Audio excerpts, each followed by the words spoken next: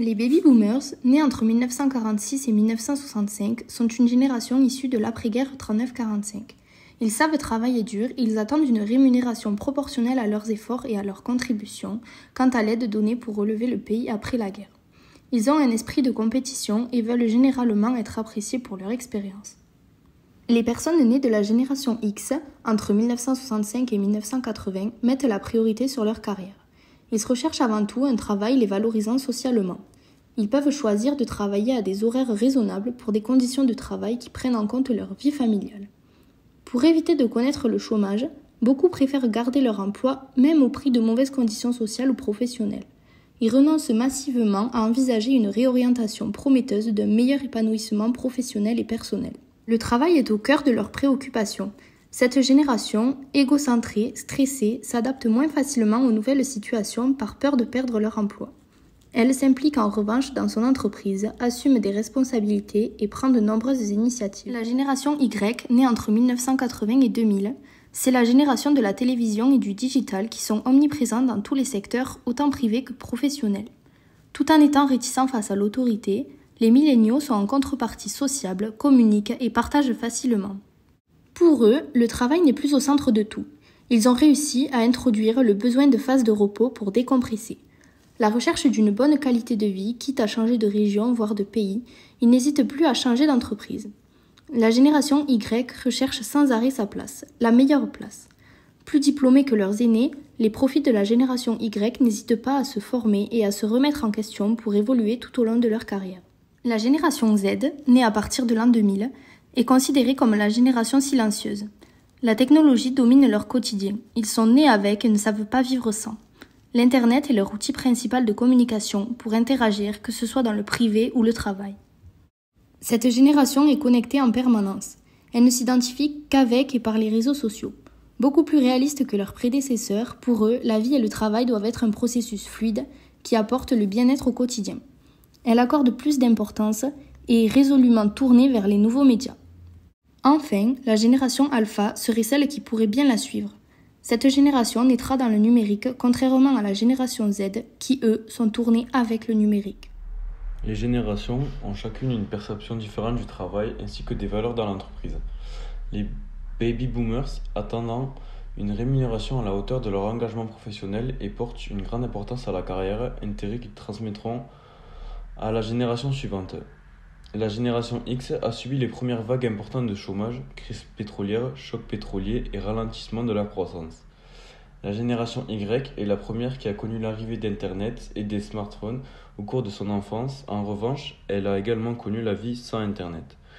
Elle a grandi dans un contexte de chômage et de crise financière et sait pertinemment qu'elle ne fera pas sa carrière dans une seule et même entreprise, mais réussit à s'adapter à cette situation et à en tirer profit pour mieux profiter de l'instant présent. Elles priorisent une bonne qualité du travail, elles sont consciencieuses et ont le goût du travail bien fait ainsi qu'un besoin de reconnaissance au travail pour rester motivée. Elle est attachée aux valeurs et à la nature et porte une grande importance à l'écologie et aux actions sociales de l'entreprise. Les compétences ont plus de valeur à leurs yeux que les diplômes. La génération Z est celle qui commence à arriver sur le marché du travail. C'est une génération ultra connectée. Les Z n'ont pas connu la vie sans Internet. C'est une génération zapping, c'est-à-dire qu'elles accèdent à du contenu à la carte qu'ils peuvent consommer partout, tout le temps ou sur de nombreux supports. Maintenant, nous allons voir comment les manager. Les baby boomers, cette population est sensible à la reconnaissance, à la réussite personnelle, l'égocentrisme, à l'autonomie dans le travail, au bien-être, aux objectifs individuels. Ils respectent la hiérarchie qui est plutôt identifiée à la compétence qu'à l'autorité. Il faut donc les impliquer dans la transmission du savoir, faire preuve de reconnaissance, les faire travailler en binôme avec les générations X, Y et Z, les rassurer et les accompagner dans le changement. Les générations X sont nombreuses dans les entreprises car ils ont la quarantaine. Beaucoup occupent des postes de manager, directeur, chef de service.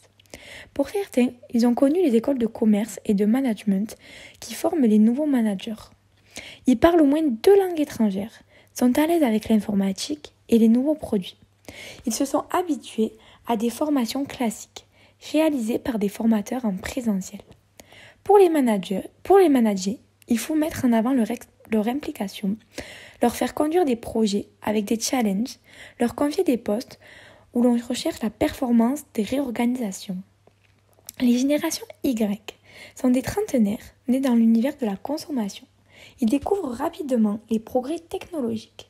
C'est la génération qui est dans la rapidité par l'utilisation des réseaux sociaux.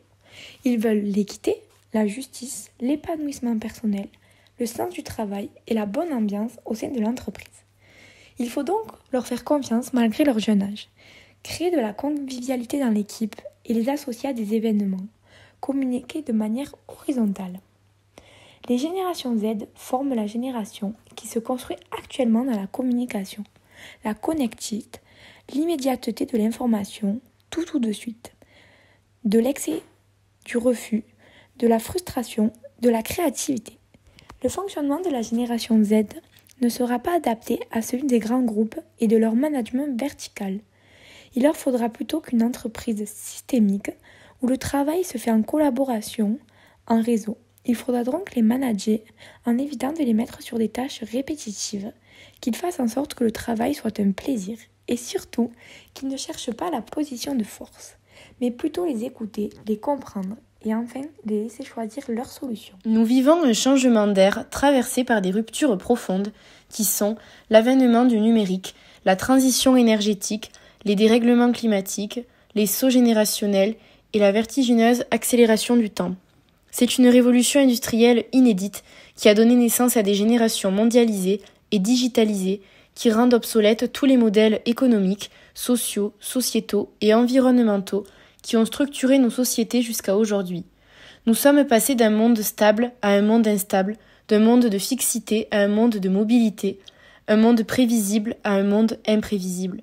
Ce n'est plus la culture du statut et de la soumission qui importe, mais celle de la collaboration, de l'ouverture, de l'interconnexion et de l'agilité. Pour les réconcilier, il faut essayer de se comprendre entre chaque génération. Ne pas juste se dire que l'autre génération est nulle, mais plutôt essayer de comprendre pourquoi telle génération réfléchit d'une telle manière. Il faut également être conscient de l'apport et des acquis des baby-boomers. Certes, la planète est dans cet état à cause d'eux, mais c'est grâce à leur travail que les générations Z ont pu avoir cette stabilité. De plus, les baby-boomers connaissent bien le monde dans lequel nous vivons, car ce sont eux qui l'ont construit. Cette connaissance du terrain, qui ne peut pas s'acquérir sur Internet, est essentielle aux générations Z si elles veulent changer le monde.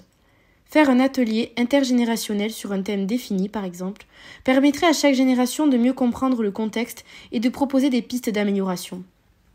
Par ailleurs, il faut être conscient du potentiel des nouvelles générations.